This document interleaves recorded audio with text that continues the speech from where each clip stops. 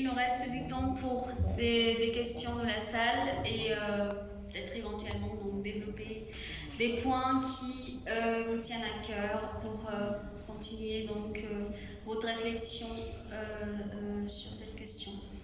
Donc il nous reste du temps, donc je passe la parole à la salle si vous avez des questions. Félicitations Madame la Présidente pour la manière dont vous avez géré l'horloge, c'est pas facile. Félicitations pour la présentation que vous avez faite. Félicitations à vous tous.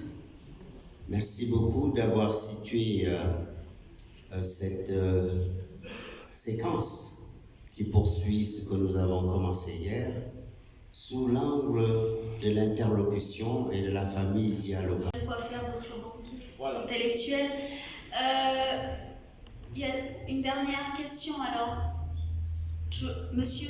السلام عليكم. ربيعة معروف كاتبة جامعية و دونك كتابة في دار النشر. دونك اليوم خدامين دونك في هذا الكولوك في أكاديمية المملكة. دونك سي ان كولوك على la famille, c'est le titre, c'est la famille vue comme un labyrinthe ou une métaphore. On a commencé donc hier, c'était la première journée, et on a continué aujourd'hui. C'est un colloque qui a été inscrit dans le cadre de la rentrée littéraire et artistique de l'Académie du Royaume du Maroc, donc pour démarrer l'année académique de la chaire, aussi de la chaire de littérature des Africains. C'est un thème qui est très symbolique parce qu'il symbolise à la fois la famille qui renvoie aux parents, aux grands-parents, aux sœurs et aux frères, mais aussi qui renvoie plus globalement à la famille des humains, la famille dans le village, les voisins, les amis. Donc c'est un terme, comme l'a été expliqué hier dans la leçon inaugurale du professeur Massensen de l'université Cheikh Anta Diop de Dakar.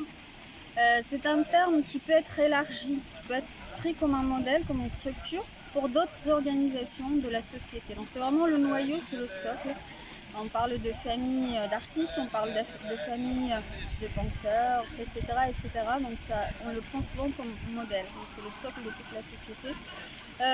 Le colloque rassemble beaucoup d'intellectuels, beaucoup d'universitaires qui viennent de plusieurs pays d'Afrique. Donc on a le Sénégal, le Cameroun, le Congo-Brazzaville, la Guinée, la Sierra Leone, le Ghana, le Nigeria, le Maroc évidemment. Donc il y a tous ces pays, tous ces intellectuels qui sont à la fois des universitaires, des écrivains, mais aussi des artistes peintres. Et ils interviennent chacun dans leur domaine sur la même thématique de la famille. Et ce matin donc j'ai animé la séance qui était sur la représentation de la famille dans l'œuvre de Mohamed Choukri, qui a été présentée par le professeur Abdelfatah El-Djoumri. Et puis on a eu aussi deux œuvres littéraires d'autres écrivains qui ont été analysés, notamment Amadou Eliane du Sénégal, donc, qui a été présenté aussi.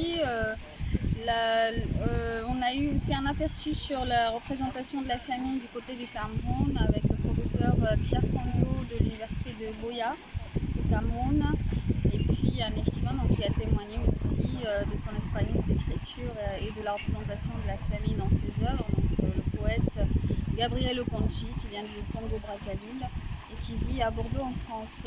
Donc voilà, on a eu cette matinée et les échanges étaient très riches puisqu'il y a eu aussi des questions de la salle, des réactions, donc le public était très intéressé et très réactif.